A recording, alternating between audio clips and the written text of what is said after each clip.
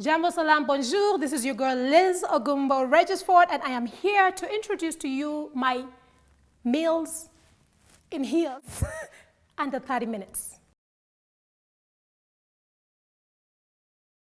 Today I'm going to be preparing something that is very, very, very special. It's called kamba wanazi, which sort of translates from Swahili to English as your prawn in coconut sauce. So sort of like a prawn curry.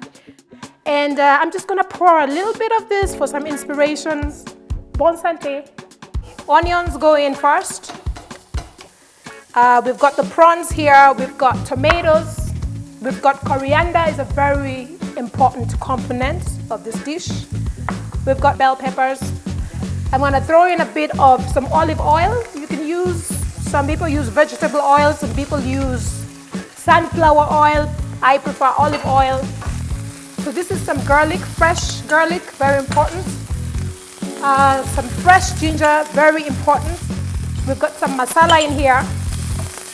So let's throw in this beautiful prawns that I actually soaked into a bit of ginger, garlic, some masala,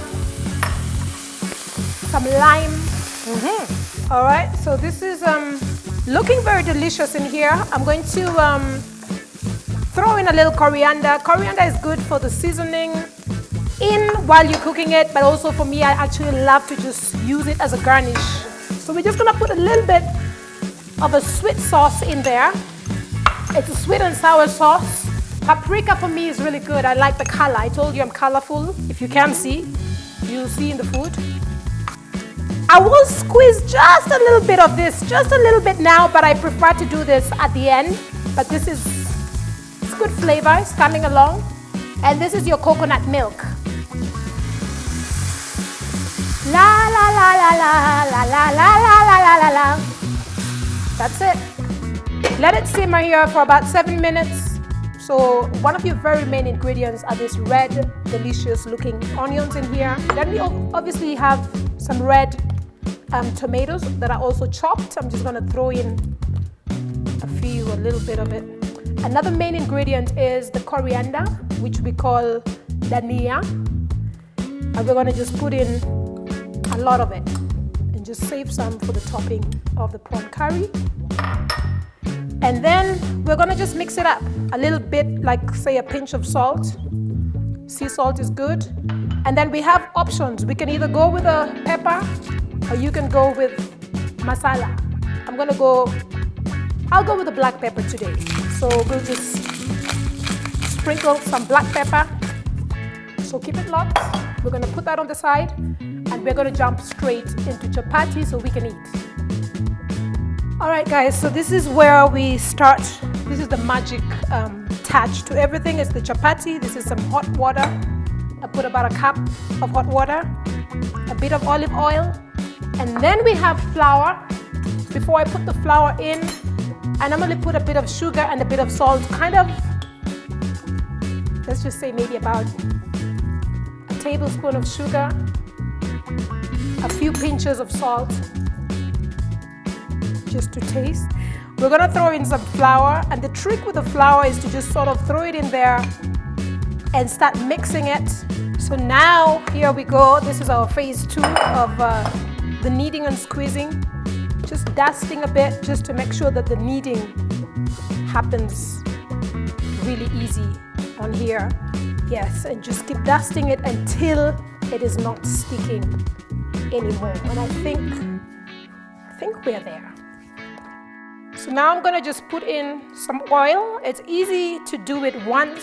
Some people like to pull out little pieces and chunks of it and sort of oil up the whole thing, but just to keep it really nice and soft and make your chapatis really soft, this is really crucial. Then the idea is to just roll it up and let that oil sit in there, and then we'll just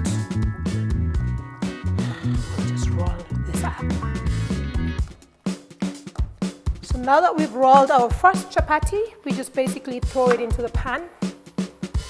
You want to kind of have it on medium to high, not too high because your chapati is going to burn immediately, but not too low either.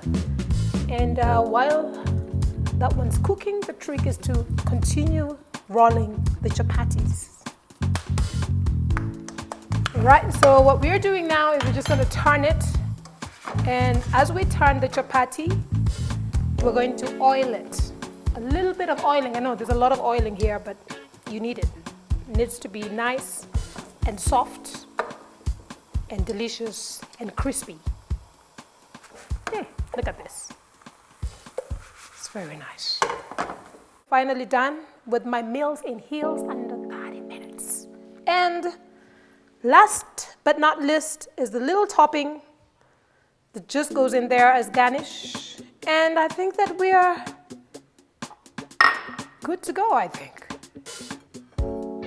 Bon appetit. So it's time to eat, and we're gonna serve this baby up and eat it because I've been in the kitchen for 29 minutes. It's a long time. Anyway, this is gonna be fine, but guys, here we are. And what I would advise for this meal is to actually let it go down with Msenangu. Msenangu is a Chenin Blanc Chardonnay blend.